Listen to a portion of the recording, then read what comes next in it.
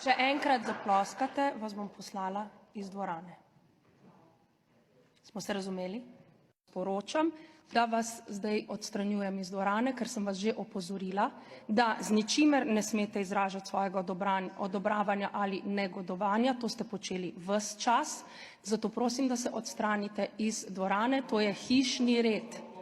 To je naš hišni red in prosim, da odidete iz dvorane.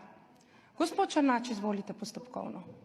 Prosim, da odidete iz dvorane. Hvala lepa. Predsednici izrekel 2 opomina in potem odstranitev iz dvorane, kar bi bilo najbolj primerno. Hvala lepa, gospod Černač. Predlagam prekinitev seje. Žal vi niste, nič ne bomo prekinjali seje, šli bomo naprej. V imenu Poslanske skupine Slovenske demokratske stranke predlagam prekinitev seje za 15 minut in posvet pri vas glede tega, kako in na kakšen način kršite določbe Poslovnika, ker ni nobenega formalnega razloga za odstranitev kogarkoli iz te dvorane, ker ni počel nič takega, razen vas seveda, vas bi bilo potrebno odstraniti. Hvala lepa, gospod Černač. Da bilo potrebno odstraniti iz dvorane. Izrekam vam opomin. Hvala lepa. Prosim, če se odstranite iz dvorane, sicer vas bodo odstranili varnostniki.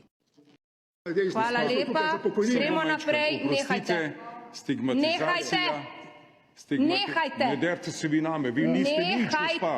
Vi niste nič, ne derte se name. Še enkrat vas opozarjam, drugi opomin vam dajem. Gospod Černač, hvala lepa. Lena Grgurevič, hvala lepa. Nobenih postopkovnih. Izvolite, kolegica Helbl. Kolegica Helbl, imate besedo. Izvolite. Izvolite, kolegica Helbl.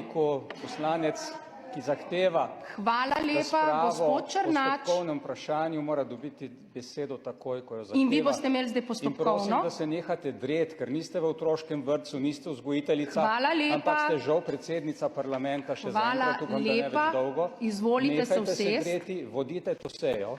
Hvala lepa. Vkolikor menite, da vam iz takih ali drugačnih razlogov vodenja ne gre, predajte vodenja enemu od vaših namestnikov. Hvala lepa, usedite se. Hvala. Kolegica Helbl. Tudi naprej. Prosim, če se odstranite iz dvorane, sicer vas bodo odstranili varnostniki. Če so udeleženci na balkonu zaploskali, ker morda tega niti niso dobro poznali in izrazili neko čustvo, res ni primerno, da starejše v tem državnem zboru mečete iz dvorane. Starejše ljudi, ki so dali državi 40 in več let dela, danes mečete iz dvorane, zato ker so 2-krat zaploskali. Je to res tako huda? Gospod Černač, a vi boste pa slikali zdaj to, da boste ovekovečili za vaše portale. Vašega predloga ne bom upoštevala. Takole bom zdaj naredila. Zadnje vaše opozorilo. Prosim, da ne motite reda v tej dvorani. In če še enkrat pokažete ali odobravanje ali negodovanje, tako kot je v hišnem redu, bom res odredila odstranitev iz dvorane. Kaj imate vi, gospod Rupar? Kaj imate vi? Prosim. Spoštovane upokojenke in upokojenci, ohranite dostojanstvo, ohranite svoj ponos. Tako kot se tu dela z vami, ne dovoljujte, ne dovolite.